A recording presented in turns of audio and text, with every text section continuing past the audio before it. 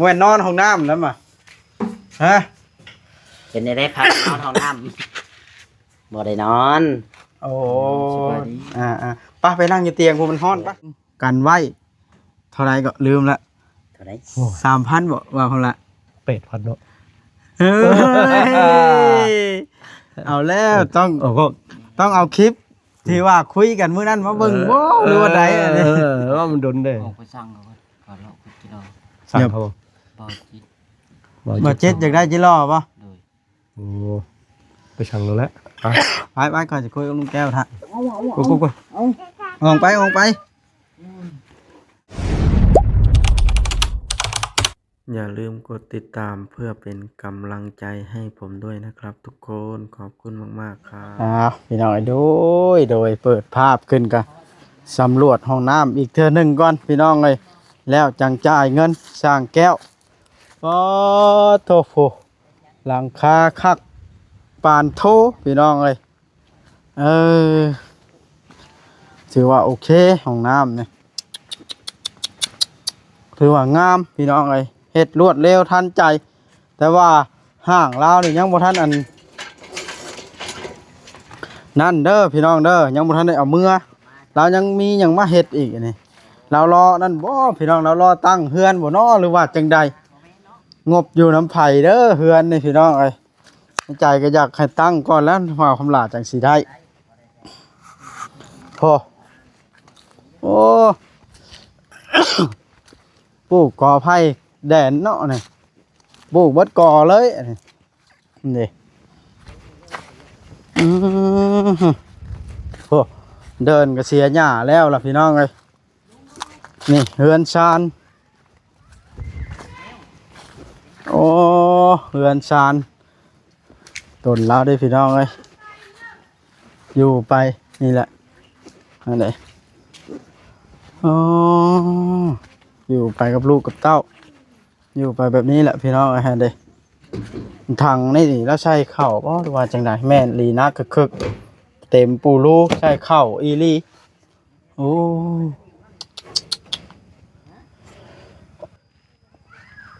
โหพี่น้องเอ้ยโอ้อันเด้โพนนี่ตะเก้า6-8บ่ละเดินก็ได้ป๊าดเตอะกันได้หัวมาพี่น้องเอ้ยปลูกของกินของโยอ้าวลูกแก้วมาฮอดแล้วบ่น่ะโอ้หาเบิ่งของน้ำนี่ลูกแก้วก็เฮ็ดแล้วไวแท้นี่เฮ็ดแล้วแต่มื้อไหนนี่ข่อยบ่ได้มารับมื้อนี่วาดแล้วเบิดล่ะแล้วแต่มือเจ้าบ่ได้มาหมดแล้วสวัสดีเด้อติดไม้นี่เรียบร้อยคักบาดนี่เนาะโดยเบิ่งก่อนเด้อเชื่อยังบ่แล้วตัวใดจังสิให้เจ้าเฮ็ดจังจ่ายเงินโอ้เรียบร้อยเนาะคักถือว่าโอเคใครต้องการด่วนต้องเอาลุงแก้วไปพี่น้องทีมงานแล้วครบโอ้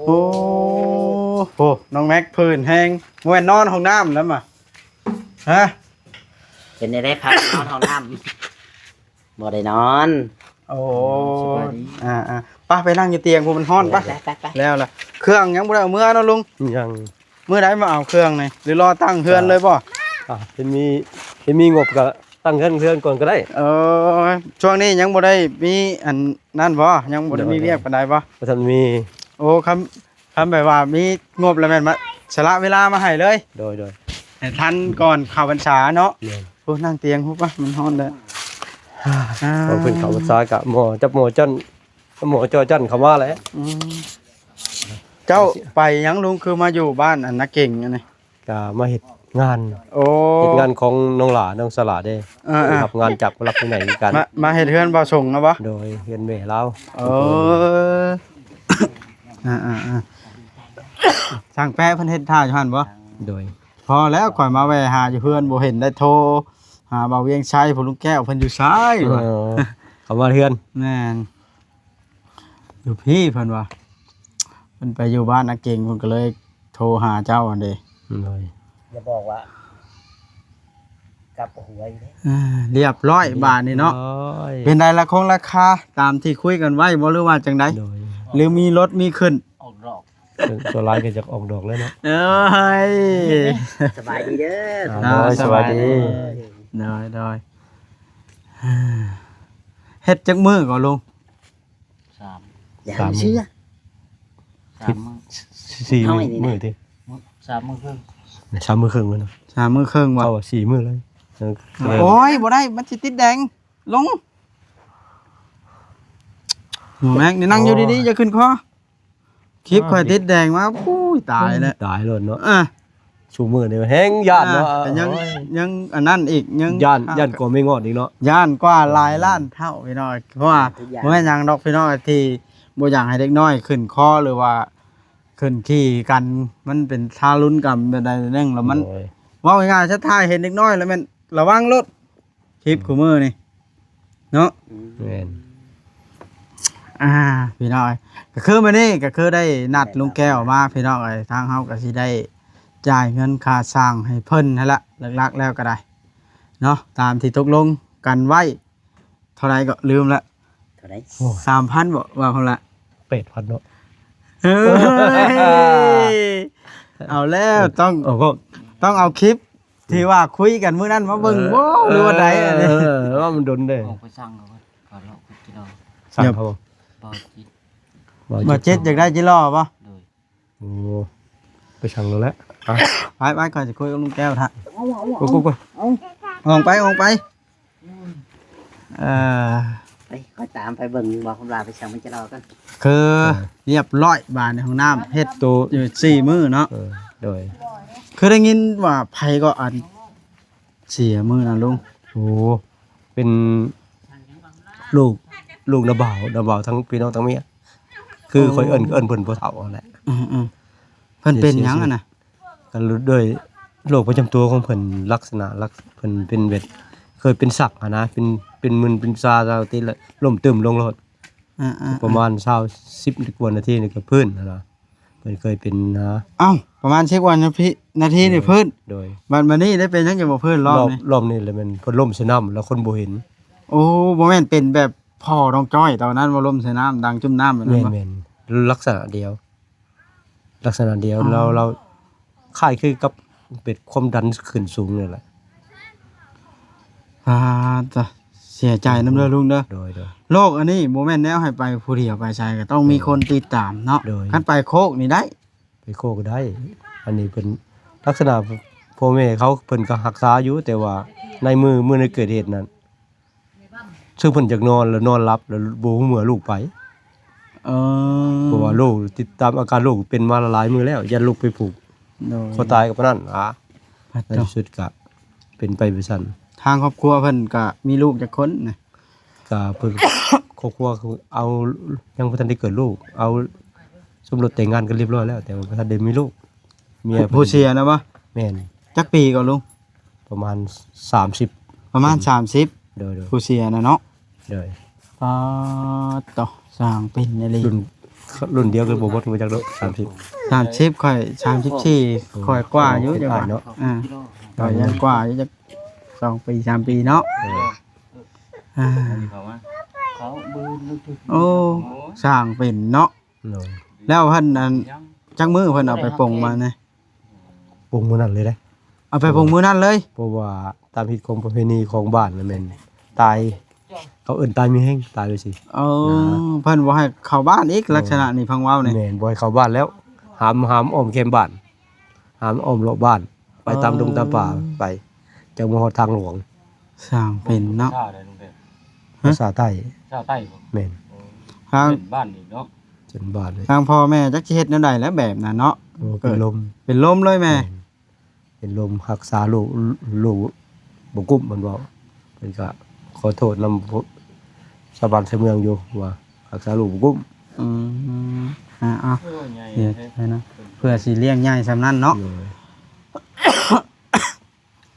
เอาพี่น้องก็คือขอแสดงความเสียใจนำญาติพี่น้องเพิ่นแล้วก็ลูกแก้วเด้อเรื่องนี้ก็ เลย มันเกิดขึ้นแบบบ่คาดคิดเนาะ แม่น ก็คือบาดนี้พี่น้องเฮาสิมาเข้าเรื่องเลย ที่ว่าเฮ็ดของน้ำนี่ก็ได้เสร็จสมบูรณ์ลงไปแล้วเฮาสิจ่ายเงิน แต่ว่ายัง ตัวนี้ได้บาทหางบมาใช้ตัวนี้บ่ทันมีไผแจ้งว่าแนวใดบ่ ยังมีแต่เขาว่ารอรุ่นรอเบิ่งเห็นบ่ทันส่งออกภาษาก็แม่นหลังพรรษา หลังบัญชาก็ได้บ่ หลังออกพรรษาก็ได้ หลังออกบัญชา3เดือนพุ่น ก็อิงตามอันนั้นอิงตามผู้รักผู้ใหญ่คือกันตัวนี้ก็ โอ้ สมมุติว่ามีงบมากอะเฮาก็เคยไปหลายบ่อนก็เคยตั้งอยู่เดือน9เดือน10 อ๋อ เคยตั้งอยู่ทางสร้างนี่ก็บ่ได้ติ อ่า ทางอิงตามผู้รักผู้ใหญ่เพิ่นว่าแน่ใช่ออกบ่ออกภาษาก็ออกแต่ว่าโอ้ข่อยมักเดือน9นี่ก็ นำเลย นำมักเดือน10ก็นำส่วนหลายคนอยู่ในขอบเขตหมู่บ้านของเฮานี่ก็มักตั้งเดือน9 ทางเดือน9ก็มี แม่นมี โอ้แสดงว่าบ่เป็นปัญหามันขึ้นอยู่กับผู้ถือคือกัน โดย เนาะ แล้วครัวบันเดือก็เคยตั้งเลยตั้งอยู่เดือน9 ตั้งขึ้นได้ โดย ขอเพียงแต่มีงบ แม่น แต่ว่าหามื้อหาเว้นคือกันแล้วเนาะ แม่น อ่า เดือนเก่าเพิ่นลักษณะเพิ่นจะสิเอาเบ็ดเก่านั่นแหละ อ่าโอ้บ่มีปัญหาดอกสาขา เดือนเก่า บ้ วันที่ มือง เก่า บ่ นั่นเลยนะเพิ่นสิอยากเอาเบ็ดสิเอาเก่าเป็นหลักคือเพิ่นว่าเลขเก่าเป็นเลข ว่าให้มันดี เป็นเลข เนาะ เฮงเด้ ดีชั่วก็อยู่ในปากเฮานี่แล้วเนาะ แม่น ผู้ใหญ่เว้าเอาเลย ๆบัดแค้นเขาก็เว้าแต่ความดีนั่นแหละ อืม ย่อซอปึ๊บก็ไม่แต่เว้าแต่ความดีแหละบ่ว่าบ่มีไผดอกว่าสิเว้าเบ็ดอันนั้นนะ อันนั้นแล้วลุงไอ้คันได้เฮ็ดเฮือนเฮ็ดชานก็ถือว่าสิให้ลุงคือเก่านี่ล่ะ หน่อย ทางทีมงานเรายูทูบเบอร์เฮาก็ได้กำลังหางบอยู่ซอยกันเดี๋ยวนี้ฮะเพราะว่าเดี๋ยวนี้ก็คือข่าวที่ฮู้ก็ได้ยินหน่วยข่าวว่าน้ำบาแสนบ่ โดย มี 7,000 เท่านั้นเนาะ โดยมีสำนักเขตยังบ่เป็นแล้วเนาะ โอ้เฮ็ดหยังบ่เป็น ตั้ แล้ ง ว เสาที่ข้างนี้ยังบ่ได้ บ่ได้บ่ได้ ว่าสิเพื่อสิเอาดินเข้าอีกก็บ่ง่ายอีก แม่น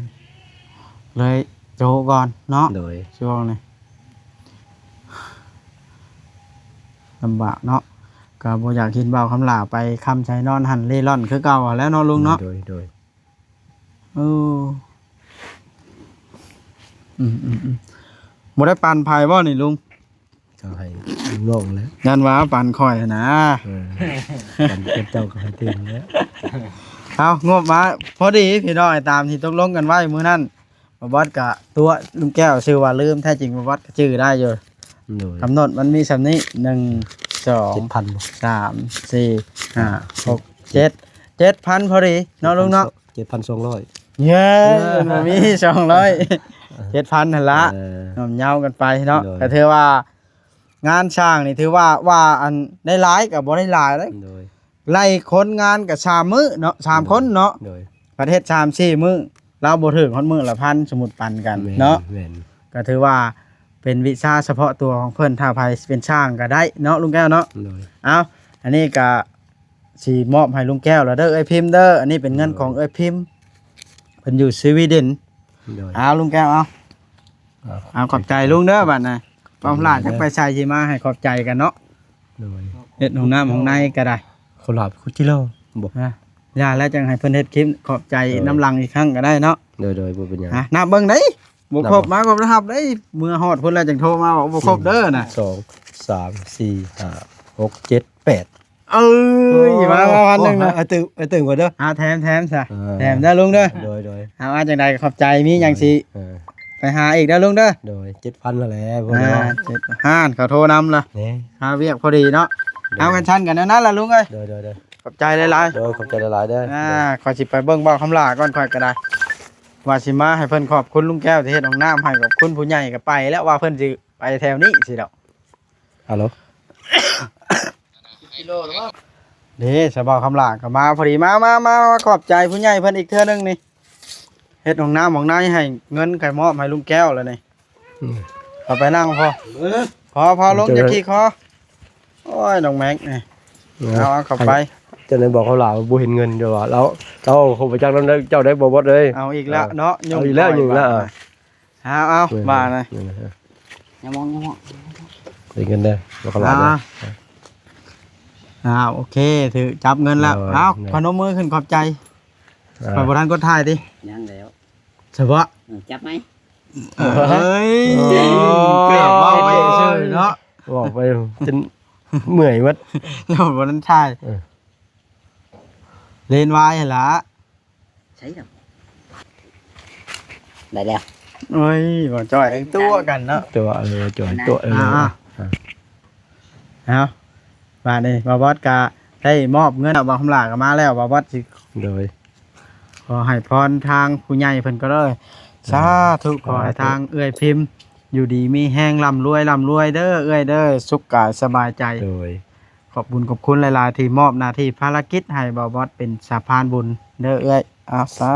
ธุเอาให้บ่าวคำลาให้พรเพิ่นนะ ก็เก็บอยู่ได้ก็ไก่มีเยอะอยู่ดีมีให้นอนรับจะได้เงินหมื่นนอนตื่นจะได้เงินแสนเป็นมือมาได้คำนี้แก้วเด้ออายุมันกว่ายืนตรีต่อไป ไผล่ะ ไปพิมพ์ ก็เดี๋ยวบ่จักชื่อมันเนาะ ต้องเจอไว้เด้อ ต้องชื่อเด้อ เพิ่นเบิดเงินจนเจ้านี่หลายแล้วได้บ่าวคำลาซื้อดินก็11,000แล้ว เงินนึงว่ะ เฮ็ดห้องน้ำก็โอ้ หมื่นกว่าไปแล้วเอานำเกือบ20,000ไว้จัก โอ้ทั้งชื่อเครื่องชื่ออย่างทั้งค่าสร้างทั้งชื่อกินชื่ออยู่เราเบิดอยู่ห่วย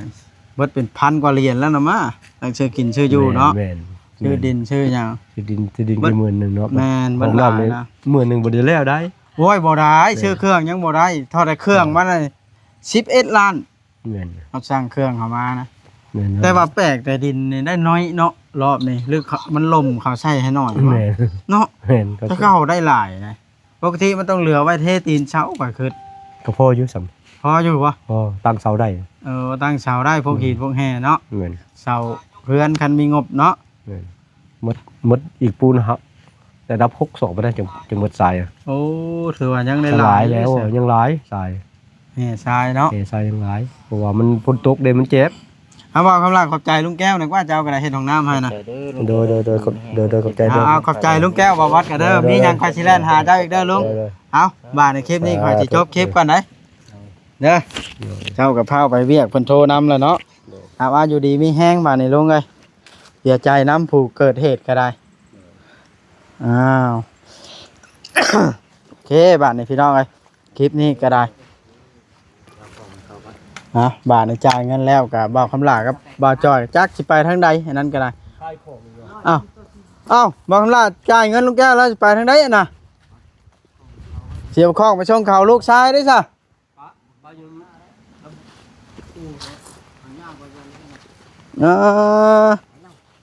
ลูกชายสิบ่ให้ว่าบาทไหนฮะ ลูกคุณจิโร่ไปทางใดกินเห็นบ่ โยกเขาก็ไปแล้ว ไปแล้วย่าแล้ว เอาข้องเขามาให้ยังซะ เจ้าของให้เขา ไผสั่งจิรอให้ซื้ออีกแล้วเราจะซื้ออีกโตบาทไหน 200 ซื้อ200โต 200ตัว จาก1,200โตนะ 80,000ร้อยละ40อยู่นี่เนาะอ๋อ80โอเคใช่นะพี่น้อย